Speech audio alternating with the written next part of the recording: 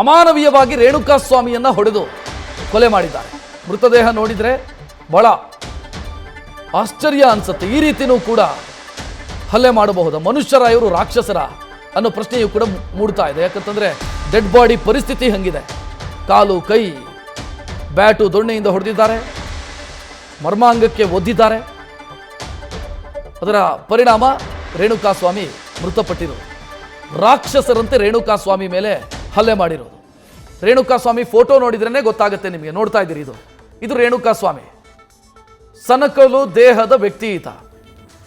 ಈತನ ಮೇಲೆ 10-12 ಜನ ಹೊಡೆದು ಬಡಿದು ತುಳಿದು ಮರ್ಮಾಂಗಕ್ಕೆ ತುಳಿದ್ರೆ ಪರಿಸ್ಥಿತಿ ಏನಾಗಬಹುದು ಅದೇ ಆಗಿದೆ. ಸ್ಪಾಟಲ್ಲೇ ಮೃತಪಟ್ಟಿದ್ದಾನೆ ರೇಣುಕಾಸ್ವಾಮಿ.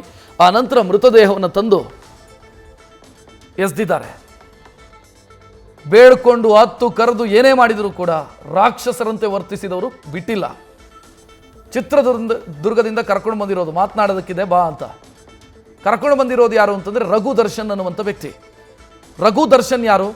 ಆತ ಚಿತ್ರದುರ್ಗದಲ್ಲೇನೋ ಸಂಘಟನೆ ಕಟ್ಕೊಂಡು ಅದರ ಜಿಲ್ಲಾಧ್ಯಕ್ಷ ಅಂತ ಪೋಸ್ಟ್ ಕೊಟ್ಕೊಂಡು ಓಡಾಡ್ತಾ ಇದ್ದ. ದರ್ಶನ್ ಸೇನೆ ಅಂತೇನೋ ಕಟ್ಕೊಂಡಿದ್ದಂತೆ, ಅದಕ್ಕೆ ಜಿಲ್ಲಾಧ್ಯಕ್ಷ, ಈತ ಜಿಲ್ಲಾಧಿಕಾರಿ ನೋಡಿ, ಆ ಟೈಪ್ ಪೋಸ್ಟ್ ಕೊಟ್ಕೊಂಡು ಓಡಾಡ್ತಾ ಇದ್ದ. ಸೊ ಆತ ರೇಣುಕಾಸ್ವಾಮಿಯನ್ನು ಕರ್ಕೊಂಡು ಬಂದಿರೋದು, ಮಾತನಾಡಲಿಕ್ಕಿದೆ ಅಂತ ಕರ್ಕೊಂಡು ಬಂದು ಹೊಡೆದು ಬಡ್ದು ಕೊಂದಿರೋದು. ಇಲ್ಲಿ ಈ ಕೇಸಿನ ಆಳಕ್ಕೆ ಹೋದರೆ ಪವಿತ್ರ ಗೌಡ ವಿಚಾರ ತೆರೆದುಕೊಂಡಿದೆ.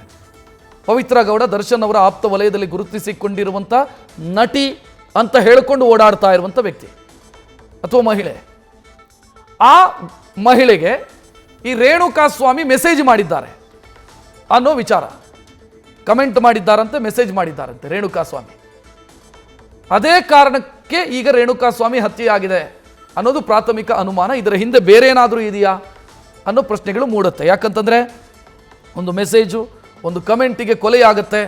ವ್ಯಕ್ತಿಯೊಬ್ಬನನ್ನು ಎಲ್ಲಿಂದಲೋ ಲಿಫ್ಟ್ ಮಾಡಿಕೊಂಡು ಬೆಂಗಳೂರಿಗೆ ಕರ್ಕೊಂಡು ಬಂದು ಒಂದು ದಿನ ಇಡೀ ದಿನ ಕೂಡಿ ಹಾಕಿ ಚಿತ್ರಹಿಂಸೆ ಕೊಟ್ಟು ಕೊಲ್ತಾರೆ ಅಂತಂದರೆ ಬೇರೆ ಬೇರೆ ಅನುಮಾನಗಳು ಕೂಡ ಮೂಡ್ತಾ ಇದೆ. ಸೊ ಅದೇ ಕಾರಣಕ್ಕಾಗಿ ಆಯಿತಾ ಅಥವಾ ಬೇರೆ ಏನಾದರೂ ಇದರ ಹಿಂದೆ ಏನಾದರೂ ಇದೆಯಾ? ಇದೆಲ್ಲ ಪ್ರಶ್ನೆಗಳು ಕೂಡ ಮೂಡ್ತಾ ಇದೆ. ಕೊಲೆಗಳ ನಡೆಯೋ ಸಂದರ್ಭದಲ್ಲಿ ಒಂದು ಆವೇಶದ ಕಾರಣಕ್ಕಾಗಿ ಕೊಲೆಯಾಗೋದಿದೆ. ಇಬ್ಬರು ಜಗಳ ಆಡೋದು, ಆ ಆವೇಶದ ಕಾರಣಕ್ಕಾಗಿ ಏನೋ ಆಗಿ ಕೊಲೆಯಾಗೋದು. ಬಟ್ ಇದು ಪ್ಲ್ಯಾಂಡ್ ಮರ್ಡರ್ ರೀತಿಯಲ್ಲಿದೆ. ಕರ್ಕೊಂಡು ಬಂದು ಚಿತ್ರಹಿಂಸೆ ಕೊಟ್ಟು ಕೊಂದಿರೋದು ಪ್ಲ್ಯಾಂಡ್ ರೀತಿಯಲ್ಲಿ ಕಾಣ್ತಾ ಇದೆ.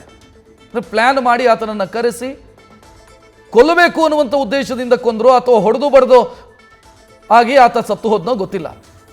ಆದರೆ ಒಂದಿಷ್ಟು ಅನುಮಾನಗಳು ಮೂಡ್ತಾ ಇದ್ದಾವೆ. ನ್ಯೂಸ್ ಫಸ್ಟ್ ನಿರ್ಭೀತಿಯಿಂದ ನಿಮ್ಮ ಪರವಾಗಿ.